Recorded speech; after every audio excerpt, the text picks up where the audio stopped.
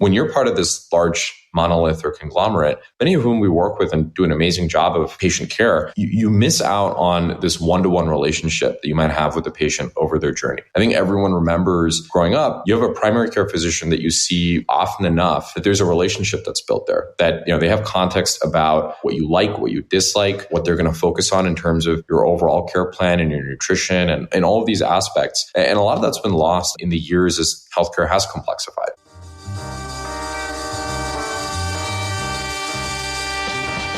New choices, new players, new models of care. Consumer first healthcare is everywhere. For us to build the future, to see what's new, we gotta look at the world from a different point of view. Consumer innovation ain't going away. I say it's here to stay. Today it leads the way. We gotta drop the silos. We're all the same team. Experience, business, tech, and marketing. So join us now. Join the revolution. Consumer first health is the evolution. Status quo or like status no. Yeah, this is the healthcare rap. Yo, come on, let's go.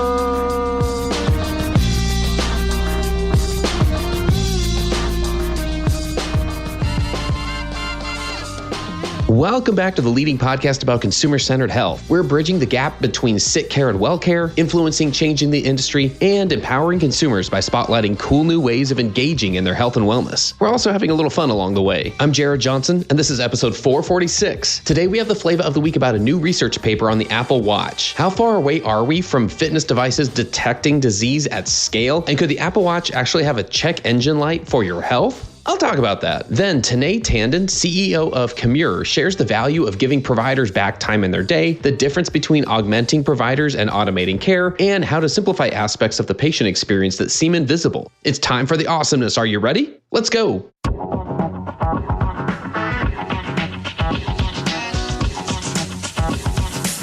Flava of the week.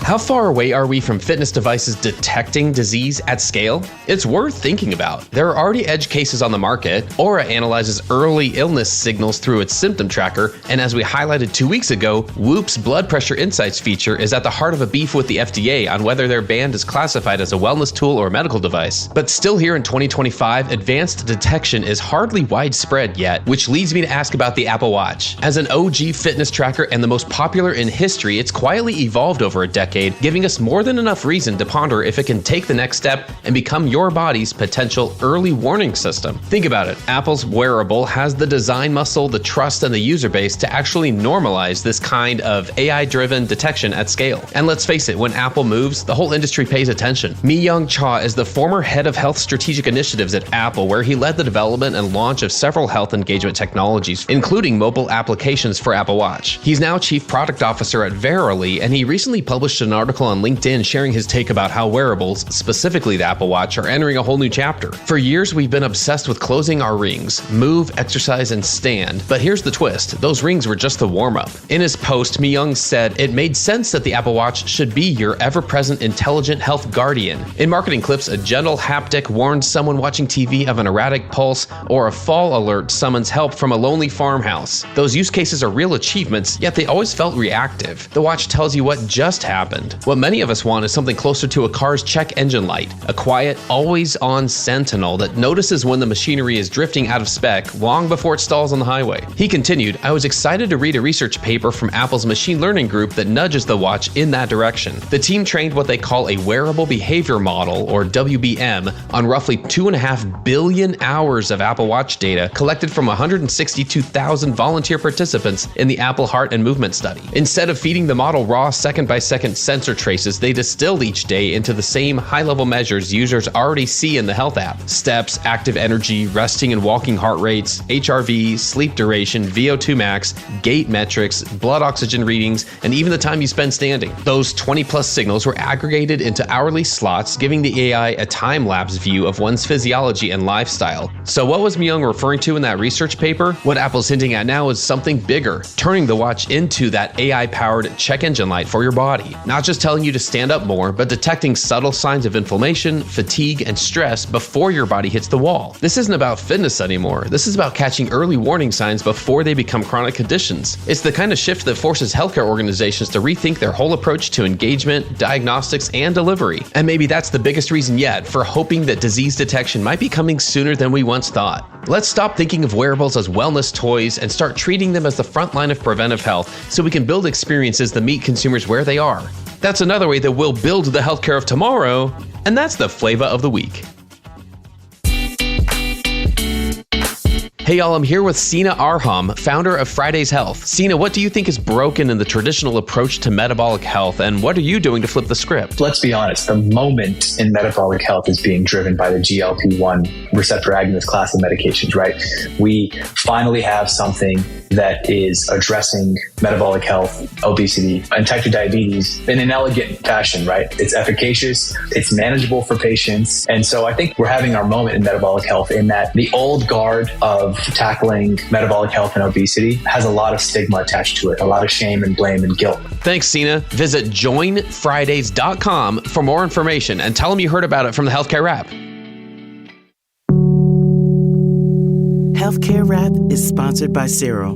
Whether you're trying to drive patient volume as a healthcare provider, boost membership enrollment as a health insurer, drive improved adherence rates in pharma, or deepen strategic B2B partnerships throughout the healthcare ecosystem, Cyril can help you with your go-to-market efforts and growth targets, enabling you to reach the clinical and financial goals of your healthcare organization.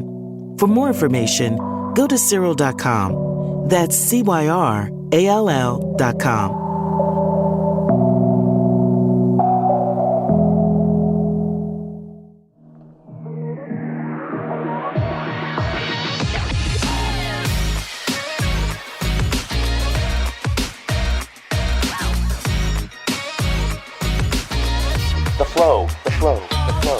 Hey everyone, let's get into the flow. If you will please join me in welcoming my guest this week. I'm here with Tanay Tandon. Tanay is the CEO of Commure.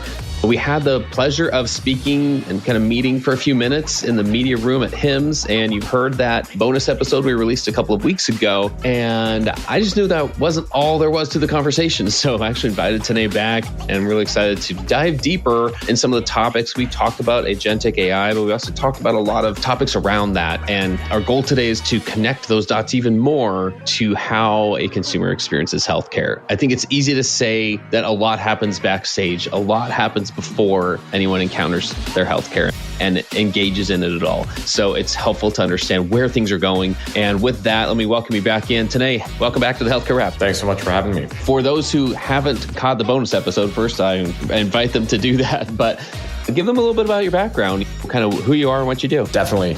I'm Tanay, CEO over at Commure. I work very closely with the General Catalyst team as well around healthcare transformation projects. So we work with a number of health systems around the nation, as well as privately owned clinics, small practices, PE or physician-owned groups that are specialty focused, and build software solutions that are powered by LLMs and agentic AI in order to make their lives easier, and in turn make the lives of their patients, who are the ultimate end consumer of all things healthcare in this $4 trillion market, make their lives better. So it's an exciting blend of software, AI, technology, while at the same time having a very deep clinical core at the heart of it all. So when you're not solving problems in this arena, what are you doing outside of work? Outside of work, I'm a big tennis player and fan. I grew up playing tennis. I'd love to travel.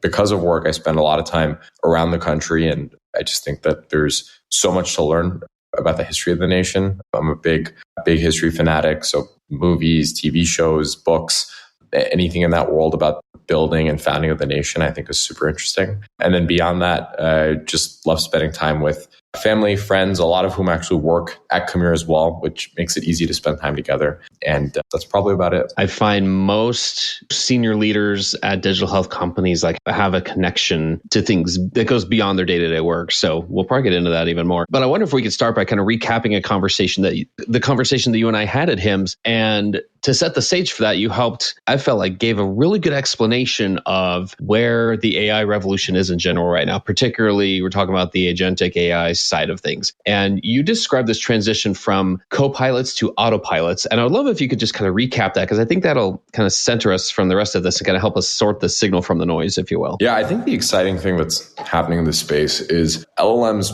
probably got good enough to meaningfully assist humans with tasks in late 2022 and really bloomed in that fashion through 23 and most of early 24.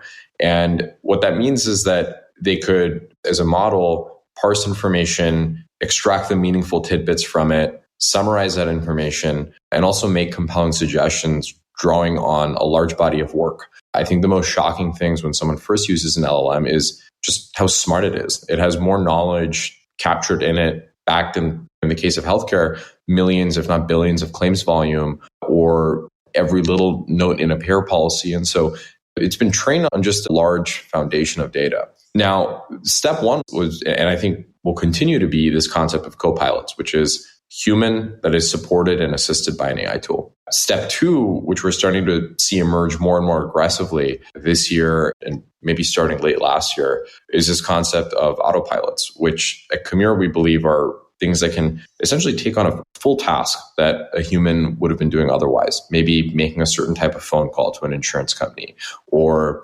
parsing a piece of information and transcribing it and punching it back into the EMR. And as those tasks become fully automated, maybe with some human supervision or some human assistance, you transition to a world where humans now spend more and more of their time doing much higher value tasks. And we're starting to see that very clearly now. I mean, there are tasks that just a year ago would still require a human to edit a couple times or maybe move the mouse for that final click or that final submission that now happen entirely in the background. And as a result, there's just free time in the day, or it never really turns into free time. It turns into higher value work that the human gets to do. What are some other just simple examples? Yeah, definitely. I think one of my favorite examples is in 2023 and 2024, we rolled out a tool within our own company for our revenue cycle team called Denials Copilot. And the purpose of that tool was to assist a human who was ultimately resubmitting a denied insurance claim for some service. It could be a complex surgery all the way down to the simplest physical. And a human would use the LLM to make modifications to the claim, to make a compelling case to the insurance company, drawing upon relevant clinical context as to why that insurance company should in fact approve this claim and the denial was done in mistake. Super high value add for our team, super high value add for the physicians that we serve, and obviously for the patient who is no longer stuck with this insane copay that really should have been covered by insurance. Fast forward to 2024, 2025, we now have a tool that's literally called Denials Agent. And instead of the human even having to review the claim and sort of make edits to it based on what the LLM is suggesting, it is processing now every day tens of thousands of denials and auto-submitting them with a higher approval rate than the human used to have just a year or two ago. And to make that even more concrete, this denials team that we have, it's the same size as it was last year, but now it's able to support 5x the claims volume. And I think we're going to see this happen across health systems and physicians' offices around the country, where the same group of people can now do so much more and serve their end customer, the patient and the consumer, even better. So there's value on every side of that. Right? There's cost savings, there's time savings, and there's just being, like you said, being able to use that human capital resource time for higher value tasks. Yeah, there's value on every side of that. And maybe it helps to kind of contrast that with what a lot of companies seem to be building out there, which is apps and features. And what I hear you're talking about is you're building infrastructure. I think we talked about it a little bit when we spoke earlier. But what's the difference and why does that matter for a consumer or patient who's ultimately experiencing it? What do they need to know about what the difference is there? I think it's a great point because there is a meaningful difference in approach, which is our thesis is that if you build this foundational infra and build all the tools and the operations and support around it, as opposed to building a single point solution that's maybe a single piece of software or a single feature that lives in an EMR, you get to own the end-to-end experience. At Commure, our revenue cycle engine is responsible for processing billions and now approaching tens of billions of dollars worth of claims volume every single year. And we're responsible for every potential aspect of that. the quality of the documentation that comes from the ambient AI tool, the quality of the autonomous coding that's generated to help identify what ICD-10 codes and CPT codes are most relevant for the encounter, all the way down to actually fighting the denial to the very last extent possible versus the insurance company. And when you have that whole loop, starting with the physician-patient interaction, ending with the dollars actually being paid out, you make, for one, better models because your models are optimized across that loop for approval and for dollar ROI. But at the same time, a more seamless experience. Instead of switching between 3 or 4 different pieces of software, an agent is picking up context every part of the way. If a health system is a manufacturing line, you don't want to build the skeleton of your claim in one place and then ship it off to another country and then stick an engine in there and then ship it back and do something else. You really want that one manufacturing line that has complete context from top of funnel all the way to final product. Okay, so I can draw a line there between that and 2 areas that we have heard about for years, patient experience and clinician experience. And as we hear everyone talking about AI in every aspect of healthcare here, where does Commure come in when we talk about the patient experience or the clinician experience? Kind of the thesis out there these days is you reduce administrative burden, you make life easier for clinicians, you make clinicians happier, less burnt out. They are able to be more of who they want to be when they are in the exam room with the patient. And there's this kind of cascading effect down on patient care. So are there use cases associated with that? Are there areas where Commure is focused to improving any of those sides of things? Yeah, I think what you described is one of the most exciting and core benefits of LLMs, which is it allows, if you go back to the 90s or the 80s, being a physician was an amazing experience, at least relatively speaking. You went to school, you worked super hard, and then when you got out into the workforce, a very large percentage of physicians were business owners. They actually ran their own practices. Something like 50% of all physicians were self-employed in the 90s. And as healthcare became more and more complex over the years, particularly because of compliance standards and insurance standards and paperwork and setup costs, through the 2000s, that transitioned into a world where only 20% of physicians were self-employed. Now, one might ask, why does it matter? Well, if the physician's working for themselves or for a large hospital, they're still a physician. Well, the reality is that when you're part of this large monolith or conglomerate, many of whom we work with and do an amazing job of, patient care, you miss out on this one-to-one relationship that you might have with the patient over their journey. I think everyone remembers growing up, you have a primary care physician that you see often enough that there's a relationship that's built there, that they have context about what you like, what you dislike, what they're going to focus on in terms of your overall care plan and your nutrition and all of these aspects. And a lot of that's been lost, I think, in the years as healthcare has complexified.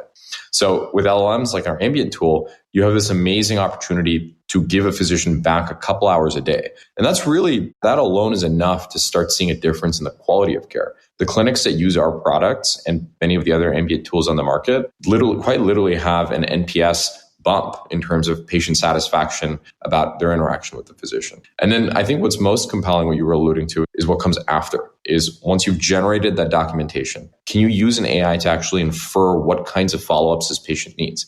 If there's a vitamin deficiency and you've prescribed or recommended a certain supplement plan for the patient, could you actually have an agent that texts them, calls them, checks in with them through a patient portal again and again, and ensures that they're complying with that? And that's where our patient engagement modules, what we call Commure Engage, come in. And they're seamlessly connected to ambient. So from the documentation of an appointment all the way down to the in-home patient follow-up, there's an LLM that's continuously running that loop. Hey y'all, I'm here with Jessica Holton, co-founder of Ours Privacy. Jessica, how do health systems know how much marketing data to track? Know what you're optimizing for. We see and hear about a lot of teams that are tracking everything they possibly can, which you would think is more info is better, and we can make more decisions if we have more information. But actually, it just sends more data that is potentially PHI, and you have less control over it when you're tracking everything. Instead, choose 1 to 2 key metrics that you are tracking and focus on those metrics. Thanks, Jessica. Visit oursprivacy.com for more information and tell them you heard about it on the Healthcare Wrap. I love that. Okay, so I'm going to keep trying to connect some dots here then, because the other side of that has to do with what exactly are we helping when we talk about LLMs with clinical care? Are we helping augment providers? Are we automating care? There's that fine line in between the two. What areas are we particularly talking about where the opportunity is? You're talking about giving a clinician time back in their day, but how are we doing that? Is it we're augmenting or I'm not even talking about replacing. I think we're hopefully past that as a general question of, is this going to replace? I don't see a future where doctors are replaced or clinicians at any level are replaced. Help me understand that ethically and just generally where we should be focusing here on what we're doing. Are we augmenting versus automating care? I think it's a critical point. I think it's the one that gets most often misjudged when it comes to AI. And the great thing is that in the Optimist case, which is the one that I take, we have hundreds of years of technology history to draw upon to see what's actually going to end up happening. And let's just look at the advent of ATMs. It's a commonly used example and corollary. When ATMs were first created, the prevailing wisdom was that all banking jobs were going to get eradicated. And suddenly you're going to have a lot fewer bankers and a lot of people working in the financial industry. The reality is that ATMs expanded access to financial instruments and served as a very seamless entry point for an interaction with a bank. And as a result, the volume and the number of folks employed in the banking industry actually increased by tenfold. It's a very similar story with lawyers. When the legal profession emerged, it was this very esoteric and specific profession. Even through the 1900s, the number of lawyers and the number of folks employed in the legal industry, as well as the total dollars flowing through it, were a fraction of where they are today. And when tools like Microsoft Word and many of these other pieces of technology, even early transcription engines that came out in the 90s, there was this worry that, okay, well, the concept of paralegals and typists and the legal scribes and folks, clerks, all of this would go away because technology would replace it. Instead, every single one of those roles has had a tenfold increase in the number of people that work in the role, as well as in the quality of pay and the dollars that flow through the role. So in general, technology is a lever point and a force multiplier for human productivity, which means that, of the billions of people in the world, more people get to access and interact with those markets and those forms of tools. The legal profession used to be something that was only available to the top 0.1% of society. Whereas over time, because of technology, it's become more accessible. Whether it's employment counsel, whether it's some other form of counsel that you need, IP counsel, more and more people have access to it than they did 100 years ago. It's going to be the same with healthcare. I think this concept that doctors would be replaced or nurses will be replaced is just untrue. The shortage that we have is immense in America today for care providers. And again, if you just try to book a primary care appointment, the answer is on your phone. It's like the first appointment available is 3, 4, maybe 6 months away. So if we make it easier to access care using LLMs and increase care supply, you will actually have a larger percentage of the population that engages with that market. I'll tell you what, that's hitting exactly where I see that one of the biggest benefits here. That's that ultimate thing. That is one of the most recognizable pain points of entering a healthcare encounter. Yeah, it's going to take, I don't even know, the median is now, is it still like 26 days or whatever, even just for a primary care appointment, let alone months for most specialty care. It's crazy. I just saw one about Alzheimer's care. To see an Alzheimer's specialist, it's anticipated by the end of this year, it will be a 1-year wait on average. So you're right. Great example of just like where this can make a big difference and where it can ultimately get us to. And I do hope that conversation comes sooner than later. I hope in the very not too distant future, that's what we're talking about. Very tangible way to see, look, that number went down. It's not as hard to get in. Yeah, for sure. I mean, are there other aspects like that? Because in my mind, that's making healthcare more consumer-centered. Absolutely. We're addressing one of those basic needs. And instead of just accepting the fact that, well, that's just how it is. And that's how our business model is built. It's so that we have our patient panels to a certain size and that's how we maximize our profits or whatever. I know there's a lot more to it, but that is an aspect and that's a perception of why it takes so long to get in. So are there other areas here that, that maybe either just seem like we accept that it's nothing we can change, or maybe it's like invisible to consumers? Are there other ways that you see it possible to make healthcare more consumer-centered with some of the technologies that you're seeing? One great example is we have a tool within our ambient product called intake summaries. And the core point is that there's so much context. I mean, when you go visit a physician, for whatever, or whether it's a primary care physician or a specialist, for whatever reason you might be visiting. There are years, decades of context and decades of data around your vitals, your BMI, your medications that you've been on. And I think that the first experience any consumer has with the healthcare system is this concept of, I'm filling out the same paperwork again and again every time I show up, and I'm answering the same questions again and again. And that's not because physicians are dumb or they want to waste your time. It's because quite literally, they just don't have access to the volume of information in a palatable, easy to consume context again and again when you first come see them. And so LLMs are changing that with our intake summary tool, other tools on the market as well. A quick summary of the key data points of what has your care been like for the last, call it 10 years? What treatments have you received in the last 6 months? What have you been seeing physicians for? What medications are you on? And then that interaction becomes faster and more confirmatory as opposed to gathering the same info again. And again, what that does is if you get 20 minutes with a physician or 15 minutes with a physician, it takes that maybe the 5 to 10 minutes that were being wasted on gathering the same context and compresses it into 1 or 2 minutes. And suddenly now you have more time getting great care, which is better for you as the patient, which is better for the physician from an NPS and retention standpoint, and also just better for the economy. Like, there's a higher likelihood you're going to get a better outcome and be a productive member of society after getting treated if you get more time of clinical care rather than question answering. And there's so many tools like that. I mean, in terms of this is all part of the appointment and what's happening during the appointment, but I reference denials automation, prior auth automation, eligibility checks, the number of times that a patient shows up to an appointment and there's a mismatch in what their insurance covers or what they think they cover versus what the practice can accept. These are all things that we have LLMs running millions of times a day, just automating, flagging before the appointment, fixing the issue before it even turns into a confrontation with the front desk.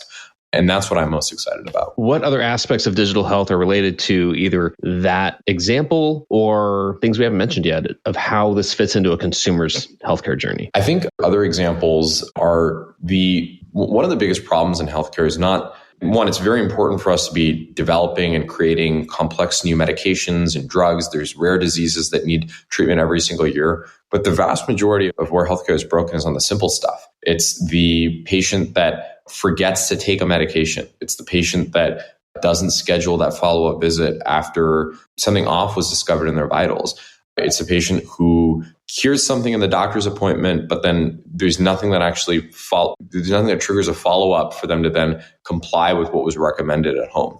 And these are all places where LLMs and agents are having a big impact. So we launched a tool called Commure Agents, or a suite of tools. But one of the things that Agents does incredibly well is it's a human voice that will call up a patient, reference the ambiently documented appointment, and actually engage in a discussion with the patient to ensure that they understood everything the physician said and that patient, he or she, is complying with the recommendations of the physician. If there's a remote monitoring check-in, make sure you take your blood pressure every day. That simple reminder over a language model powered text or phone call boosts outcomes and retention and compliance, which can cascade into insane outcomes. In our RPM team, every single day, there's a patient who on a hypertension that would have otherwise forgotten to take their blood pressure, or a patient that has hypertension that would have otherwise forgotten to have taken their blood pressure, who because of one of our calls or one of our check-ins does so.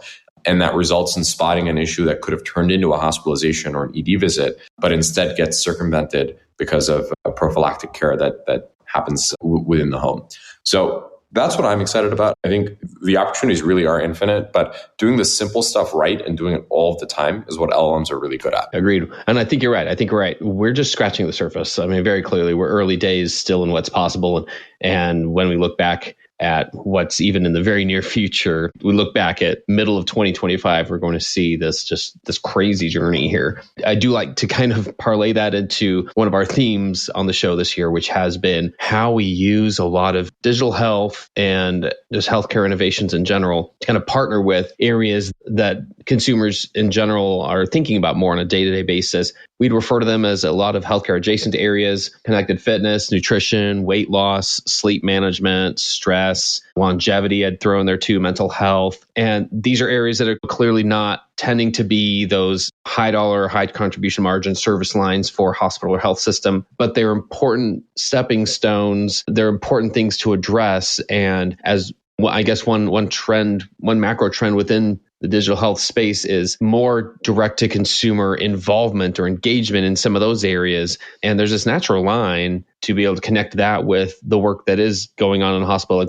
even if it is like monitoring, even if it's just measuring and getting more data about your day-to-day health to maybe predict something or maybe to know what to do with it. Like that's a better addressing of a health consumer's ultimate journey, their journey to feeling well. And I think a lot of the pieces that you've just described are going to fuel that even more in a lot of different ways. So, the thought is like, are there natural places that make more sense for a hospital or health system to engage in those ways? And can Commure or others in this space play kind of a leading role in some of those partnerships? When I talk to health systems, the best health systems in the world have a fundamental understanding that physicians and nurses are the engines, both their business as well as care. And so this idea that I think, this concept of use LLMs to really serve that engine, particularly your core revenue driver, your core care quality driver, is absolutely key. And the best health systems are right now making very aggressive investments in using LLMs to reduce burnout for physicians and for nurses. And so a happier physician and a more productive physician is better for everyone, obviously for the hospital's bottom line, but also, again, for US GDP. And so it's one of the reasons I, as an engineer, I love building in healthcare, because it's one of the highest leverage points to actually deploy software for the whole US economy. Where if every percent that you make a physician more productive, you're returning dollars back to the economy, or you're improving outcomes for end patients. So I think that's an easy place for a health system to start on their transformation journey.